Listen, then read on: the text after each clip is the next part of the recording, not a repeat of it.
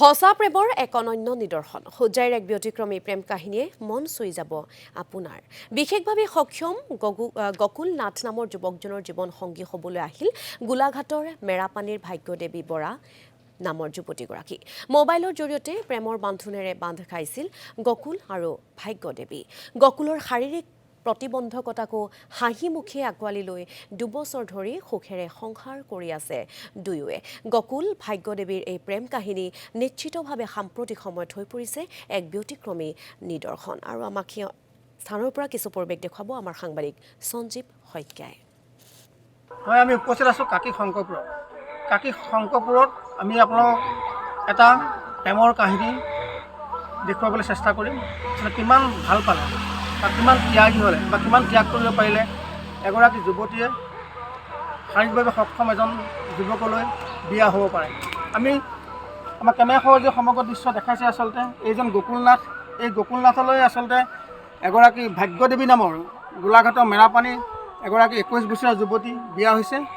তেওঁ শাৰীৰিকভাৱে সক্ষম বুলি জানিও আচলতে সেই ভাগ্যদেৱী নামৰ সেই মহিলাগৰাকী আচলতে এই গকুলনাথলৈ বিয়া হৈছে দাদা আপোনালোকৰ বিয়া পতা কেইবছৰ হৈছে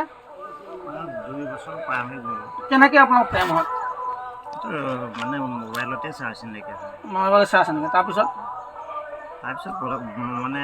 বহুত দিনলৈকে আমি এনেই বন্ধুত্বই কথা পাতিছিলোঁ পিছতহে মানে ধৰি লওক আমাৰ ভালপোৱা হেৰিত মানে কথা বতৰা পাতিছিলোঁ তাৰপিছত বুজাবুজি কৰি লৈছোঁ মানে ধৰক কোনো অসুবিধাৰ সন্মুখীন হয় বুলি তাৰপিছত ক'লে যে পাৰিম বুলি সকলোখিনি চম্ভালিব আপোনাৰ সমস্ত কথা জানিও তেখেতে আহিছে হয় আহি আপোনাক এতিয়া সা শুশ্ৰূষা কেনেকৈ কৰিছে বৰ্তমান লোকে ঠিকেই চলি আছে আমাৰ কোনো অসুবিধা হোৱা নাই বা আমাৰ লগত কোনো তেনেকুৱা হেৰিও হোৱা নাই মানে কোনো ভেজাল লগা নাই আমাৰ দুটাৰ মাজত মানে বৰ্তমানলৈকে ঠিকেই চলি আছে 2 বছৰৰ সংসাৰত কোনো কেছ কাল হোৱা নাই নাই নাই হয় এটা কথা ক'ব লাগিব আচলতে সেই যুৱতীগৰাকীৰ কথা যিগৰাকীৰ নাম ভাগ্যশ্ৰী বৰা আমি সেই ভাগ্যশ্ৰী বৰাই আচলতে গোলাঘাটৰ মেৰাপানীৰ পৰা এই গকুলনাথ নামৰ যিজন যুৱক 34 বছৰীয়া যুৱক তেওঁ প্ৰায় 2007 চনৰ পৰাই এনেদৰে তেওঁ আচলতে পৰি থাকে তেওঁ চুচৰি অহা যোৱা কৰে আৰু তেনেদৰে তেওঁ ভিতৰতে লেট্ৰিন বা পায়খানা কৰাৰ ব্যৱস্থা কৰি লৈ তেওঁ চলি আছে তাৰ মাজতে এই যুৱকজনৰ মাজত মোবাইল প্ৰেমত জৰিয়তে এই গোলাঘাটৰ সেই মেৰাপানী সেই ভাগ্যশ্ৰী বৰা নামৰ সেই যুৱতীগৰাকী বিয়া হৈ আছে বিষয়ে জনোৱাৰ বাবে সঞ্জীৱ শইকীয়া আপোনাক আমি এই মুহূৰ্তত ধন্যবাদ জ্ঞাপন কৰিছোঁ